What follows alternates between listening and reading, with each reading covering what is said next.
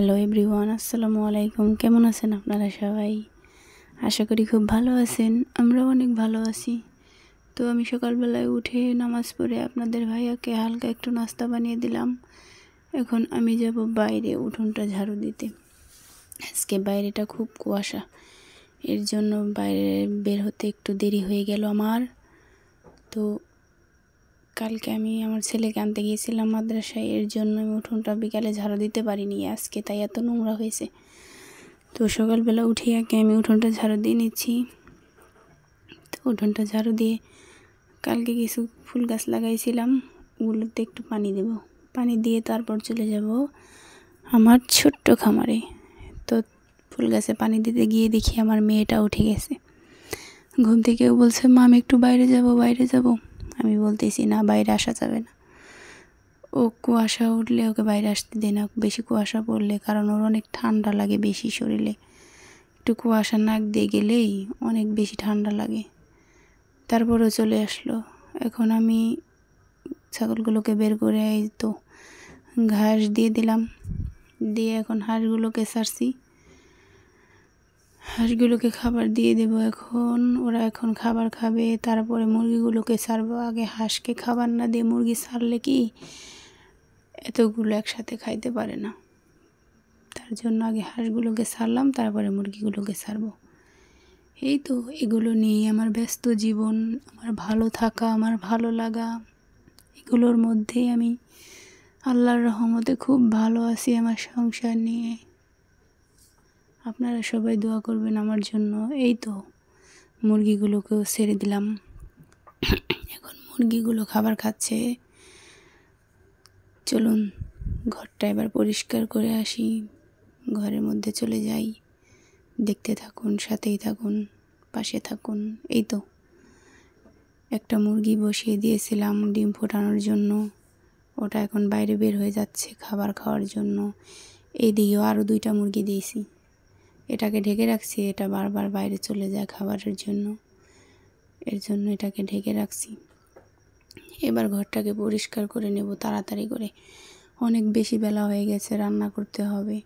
আজকে কুয়াশা বলে ছাগলগুলোকে এত তাড়াতাড়ি বের করিনি, কারণ এত তাড়াতাড়ি ছাগল বের করলে নাক দিয়ে কুয়াশা গিয়ে ছাগলেরও ঠান্ডা লাগে, এর জন্য ছাগলও বের করতে পারিনি।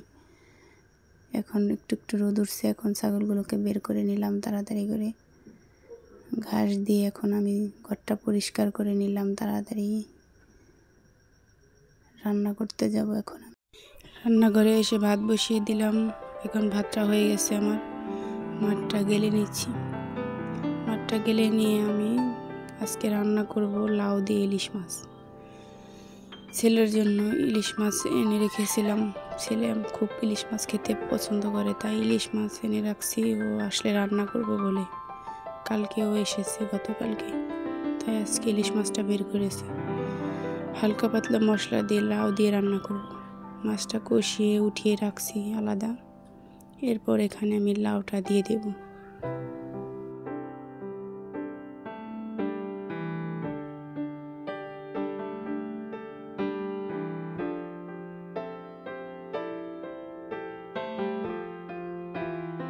দেখুন আমার তরকারির ফাইনাল লুক। এবার চলুন ঘরটা পরিষ্কার করে নিই তাড়াতাড়ি।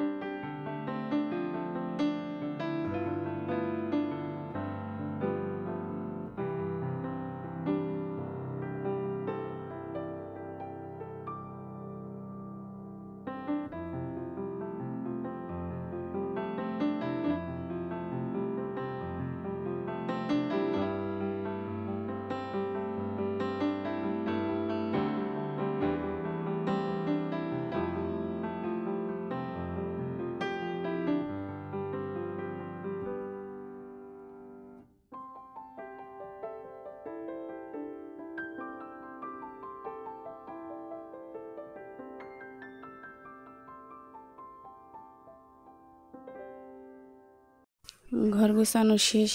এই তো দেখুন আমার ঘরের ফাইনাল লুক। তো ভিডিওটা কেমন লাগলো আপনাদের কাছে? ভালো লাগলে লাইক কমেন্ট শেয়ার করবেন, পাশে থাকবেন। আল্লাহ হাফেজ।